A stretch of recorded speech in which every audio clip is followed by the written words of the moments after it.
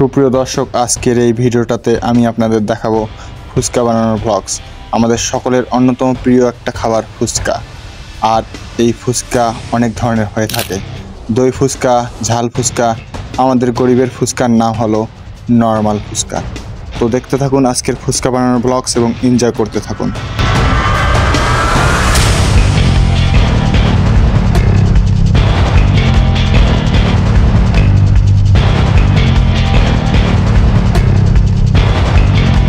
ফুচকা বানাতে প্রথমেই যে জিনিসটা লাগে তা হলো ফুচকা।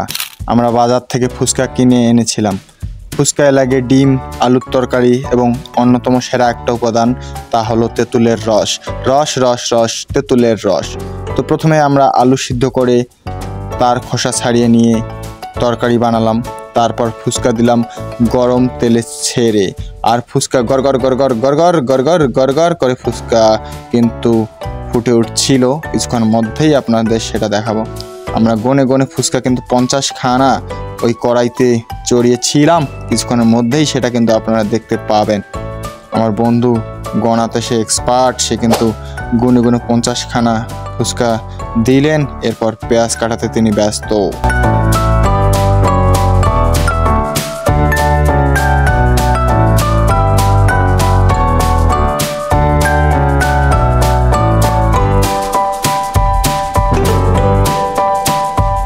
গড়গড় শব্দে ফুচকা ফুলে উঠল গরম তেলে।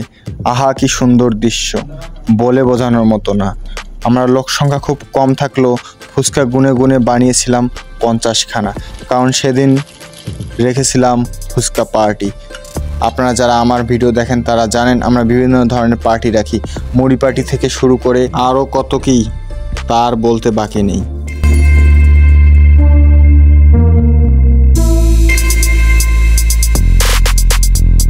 ফুচকা বানাতে গিয়ে প্রথমে যেই বিষয়টা আমাদের রিয়েলাইজেশন হলো তা হচ্ছে কিভাবে ফুচকা বানাতে হয় তা আমরা জানি না, কিন্তু আমাদের কাছে ছিল ইউটিউব বাবাজি। সেখান থেকে দেখে নিলাম হালকা করে এবং আমরা বানিয়ে নিলাম আমাদের পছন্দের মতো ফুচকাটা কেমন খেতে হয়েছিল কিছুক্ষণের মধ্যেই আপনাদের রিভিউ দেবো এবং কিছুক্ষণের মধ্যেই দেখাবো আমাদের কড়াইয়ের দৃশ্য। তার আগে চলছে আমাদের পেঁয়াজ কাটাকাটি, যেগুলো আমরা আলুর তরকারি বানানোর জন্য কেটেছিলাম। এবং আশা করি আপনারা বাড়িতে যদি ফুচকা বানিয়ে খান ভালো লাগবে। বিশেষ করে এখানে আপনি আপনার নিজের মতো করে সব কিছু করতে পারবেন এবং নিজের মতো করে খেতে পারবেন, যতগুলো ইচ্ছে ততগুলো। আমি প্রথমেই বলছি যে আমাদের ফুচকা পার্টি ছিল এবং আমরা হিউজ পরিমাণে ফুচকা খেয়েছিলাম সেদিন।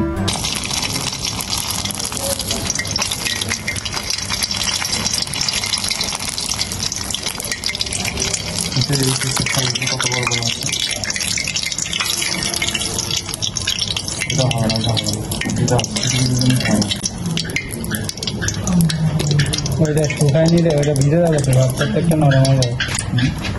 প্রত্যেকটা নরম হয়ে যাবে, হবে না এখন। আপনি কি করছেন? গরম হয়নি তেল আনি করে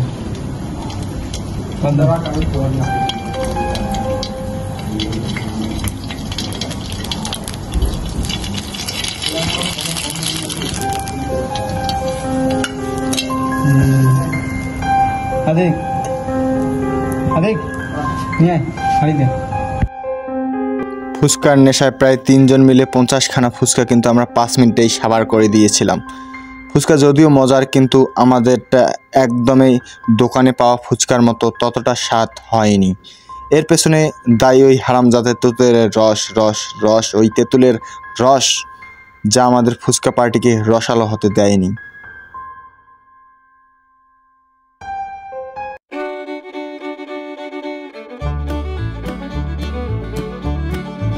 শেষমেশ যা ছিল তাই অবশ্য আমরা চেটে পুটে খেয়েছি, কোনো কিছুই অবশিষ্ট রাখিনি, কারণ একটাই, টাকার মাল পেটের মধ্যে ঢাল।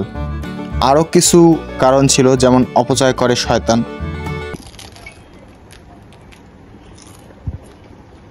কেমন স্বাদ?